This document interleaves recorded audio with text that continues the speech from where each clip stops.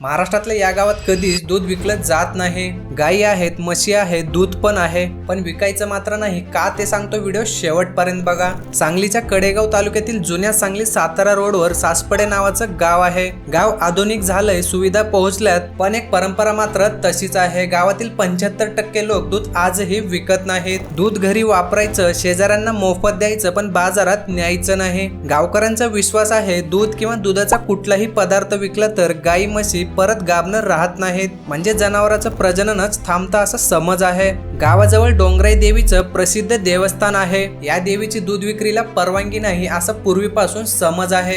ज्यांनी हे मोडायचा प्रयत्न केला, कोणाचा गोटा जळाला, कोणाच्या गायी म्हशी गाभणं गेल्या नाहीत, त्यामुळे भीती आणखीनच खोलवर रुजली। आसपासच्या गावामध्ये दुधापासून चांगला पैसा मिळतो, पण सासपडेचे शेतकरी या उत्पन्नापासून दूर आहेत। आर्थिक नुकसान दिसतंय, पण श्रद्धा सोडायला कोणी तयार नाही। अलीकडे काही तरुण दूध विक्री करायला लागले आहेत, पण जुनी पिढी या परंपरेवर अजूनही ठाम आहे। तुम्हाला काय वाटतं, ही श्रद्धा आहे की अंधश्रद्धा? खाली कॉमेंट मध्ये नक्की सांगा।